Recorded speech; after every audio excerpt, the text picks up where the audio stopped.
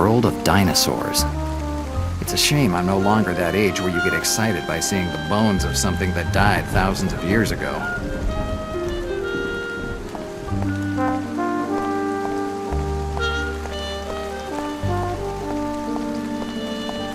The museum's opening hours. Obviously, they don't offer any night visits. This museum has been closed for at least 3 years. The economic crisis has convinced more than one mayor that continuing to invest in the past isn't a good deal.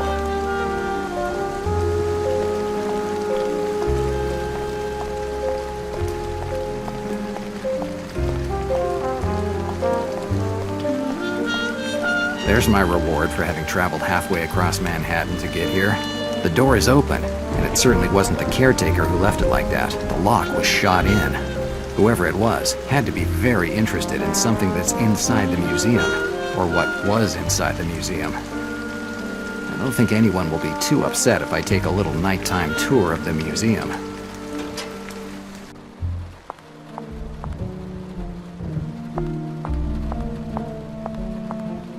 These crates must contain the exhibits that are being moved from the various rooms.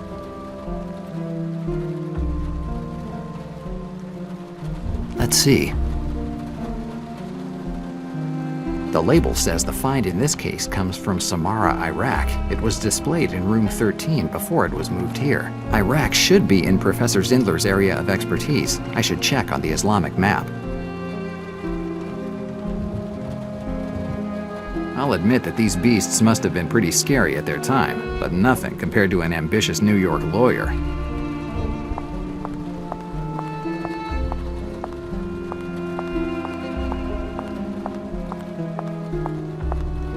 A map of ancient Persia.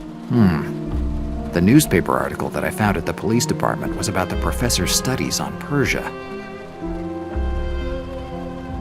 Samarra, that's the same name I read on one of the crates in the atrium, so its contents must be displayed in the Islamic area.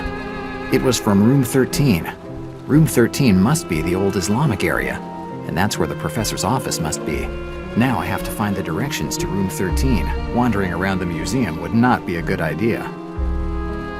I don't see any...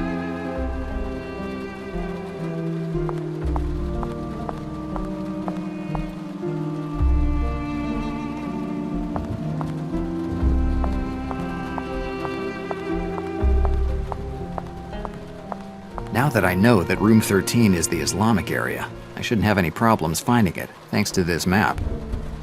Good. Now all I have to do is find Professor Zindler's office in room 13.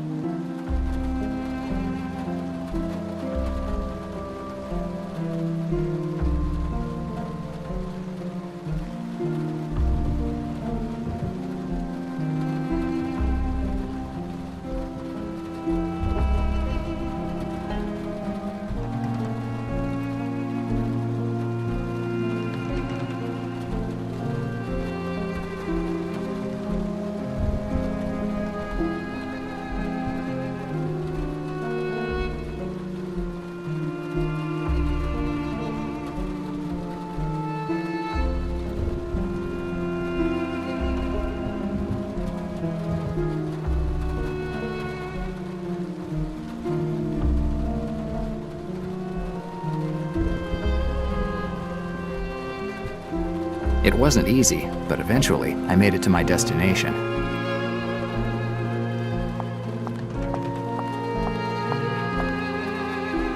Nice chandelier. It looked great in my office. This museum's architect must have gone wild when he designed this room. It's the first time I've seen a water tank in a museum.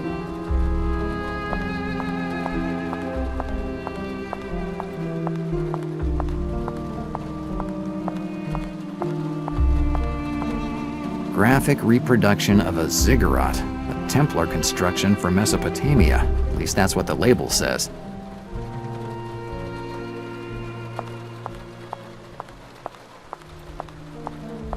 Professor Zindler's office. Lots of books, old photographs, and some museum pieces. The professor's office seems pretty normal. Normal if it weren't for a dead body in the middle of the room. There is no doubt that this is Professor Zindler. It's the same face I saw in the newspaper. His body is cold, but not too much. He can't have been dead more than 7 hours. And that bullet hole in his forehead makes me think that he didn't die of natural causes.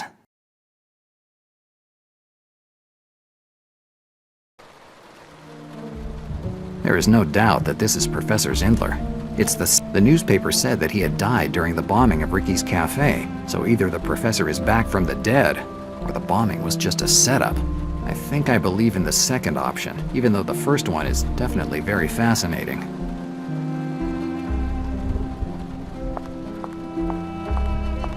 It's an archaeology degree given to Professor August Zindler. A picture of the Tower of Babel. According to the Bible, mankind started building it to reach God, and God punished them by making everyone speak a different language so that they couldn't finish it. Looks like I still remember something of those catechism lessons my mother made me go to when I was a kid.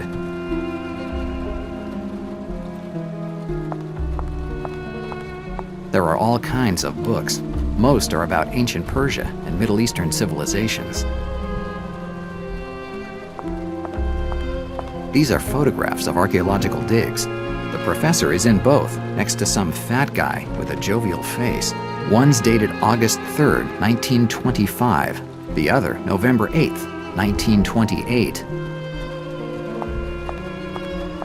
These must be theology textbooks, given the number of times that the words God and divine recur in them. There's at least a dozen different versions of the Old Testament. Some seem pretty old.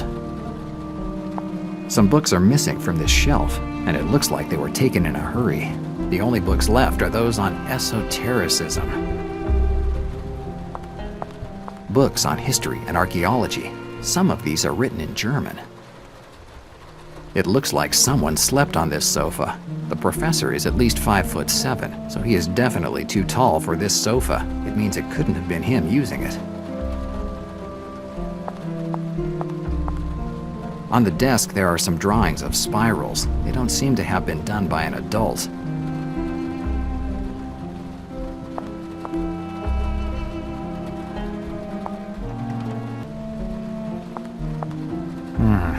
There's something on the ground. It's a wax cylinder for a dictaphone. It looks like there's a recording on it. If I could get the pieces in the right order, I could listen to it.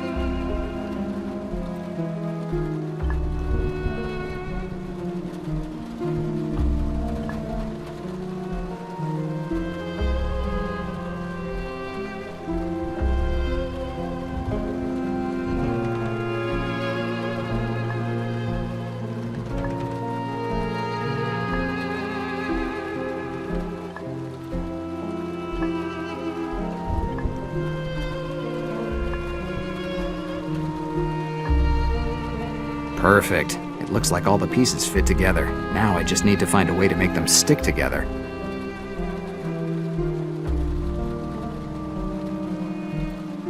Yes, if I melt the wax on the edges, the various pieces should stick together without any problem. It looks like all the pieces are attached well.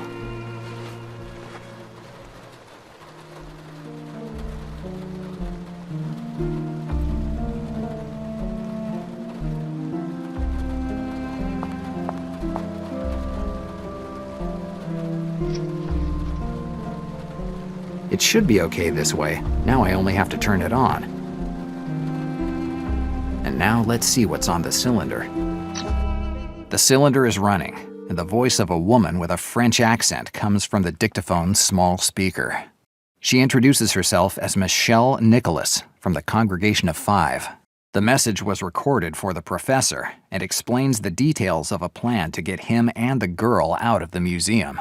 According to the plan, a man sent from the congregation will come to pick up the professor and bring him and the girl to a safe house. The recording ends with the woman thanking the professor for having taken the girl away from a city with an incomprehensible name. A French woman, a congregation with a pretentious name, and a professor that kidnaps girls. A lot of information for my already confused head. So it was the professor who brought the girl here. This explains many things. Sean was probably one of the men who was supposed to get the professor and the girl, according to Michelle Nicholas's plan. But something must have gone wrong, and Zindler is the one who paid the price for it. I remember an organization called the Congregation of Five being mentioned in the incision. I'd better do some research on Michelle Nicholas. Maybe the police archives could be helpful this time as well.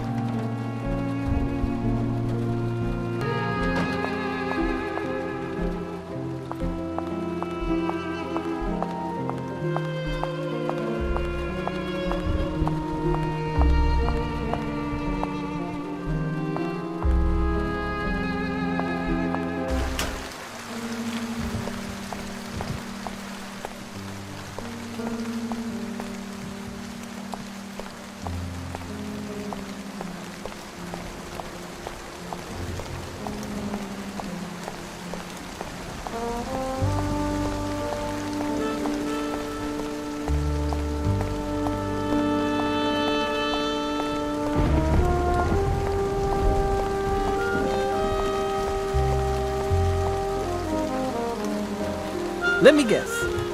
We have to go somewhere.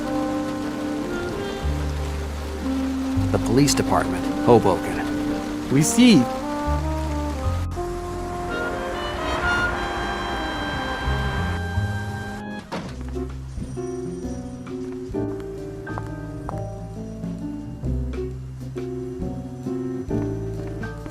As they say, open sesame.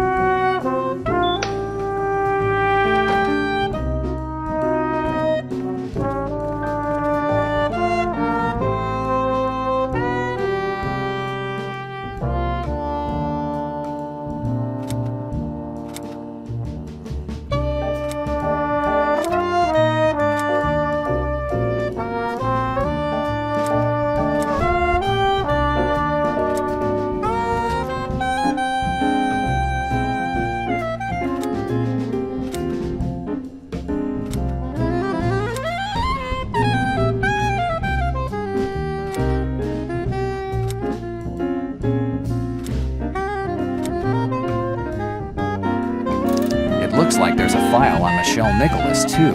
607-0121. File 607-0121, Michelle Nicholas. Here's Michelle Nicholas's file. Nicholas's profile. As I had guessed from the name, she has French origins. Odd. Under crimes, there's nothing but a vague possible involvement in a criminal organization. That's a pretty weak reason to open a file on someone. These are reports filled out by different officers. It looks like they were tailing Michelle Nicholas. It doesn't happen often in New York, but when it does, the police make sure that at least a couple officers are following the suspect. And it looks like Malone was the one to request the stakeout, at least judging by the signature on these pages. This seems to be the report on the last sighting of Michelle Nicholas. She arrived in New York on October 28, 1933, and she disappeared on November the 5th, the same day of the staged death of Professor Zindler. According to the report, in that week she was renting a room, and surprise, she chose Slavonsky's apartments to hide in. If you have little money and a not exactly immaculate criminal record, it's the best place to go. Who knows, maybe that stingy Russian Slavonsky might be able to give me some useful information about our runaway French woman.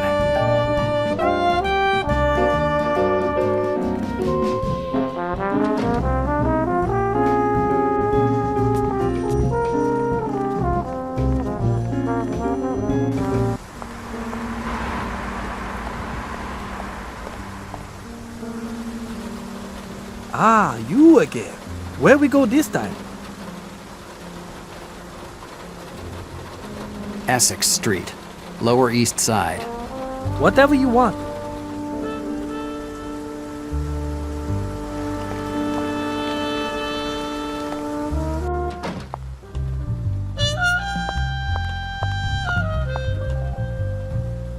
What can I do for you, Del Nero? Have you ever heard of Michelle Nicholas? Michelle Nicholas. That name doesn't mean anything to me. A French woman. She stayed in your apartments last November. There is a lot of turnover here, Del Nero. I can't remember everyone who passes through. I've lived here for more than 2 years, Slavansky. There's no way a French woman would have passed through this hovel of losers without attracting some attention. I'm not interested in that. I'm just interested in rent money. Why are you looking for Michelle Nicholas? I'm looking for a wife. I opened the phone book and found her name. Your sarcasm will get you into trouble sooner or later, Del Nero. Now tell me something I don't know. Michelle Nicholas. I know she stayed here, so stop lying to me.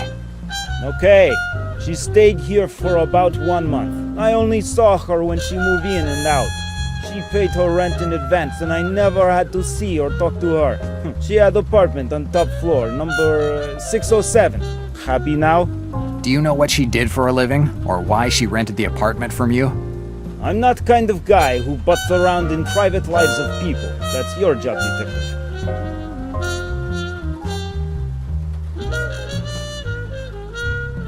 I'd like to see apartment 607. Sorry, Del Nero, but apartment 607 isn't available right now. Why? It's being renovated. You decided to renovate an apartment? I have a hard time believing that. I don't care if you believe or not. You're not going to see apartment. Slavansky won't let me in that room. I know that. I'll have to find another way to get in there. Goodbye, Slavansky. Goodbye, Del Nero.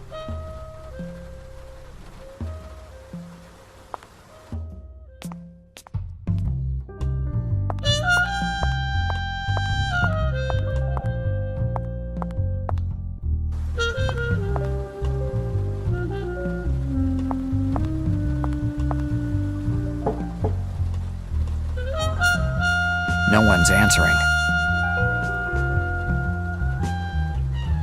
There's no sound coming from inside. There's no one there. Getting in there is the only way I can find out something.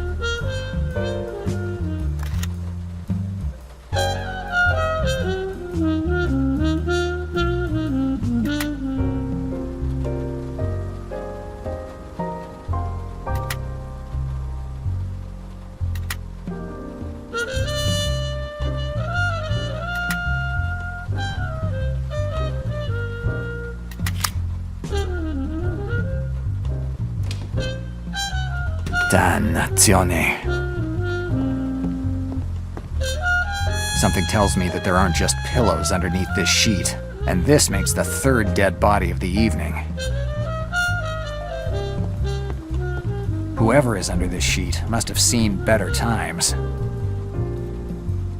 I don't like to disturb the dead, but I have to find out who's under this sheet. I wouldn't do it if I were you.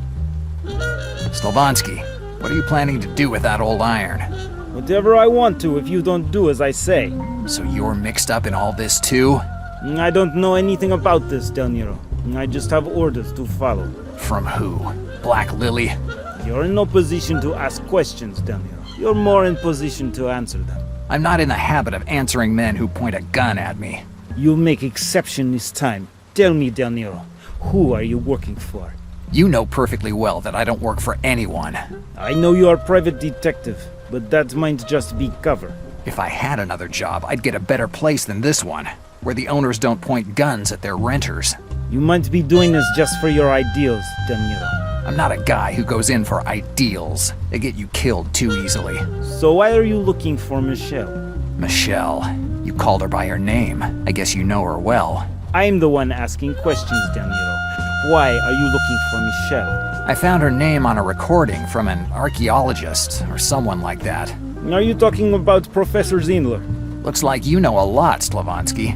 Where's Professor now? At the Central Park Museum, with a hole in his forehead.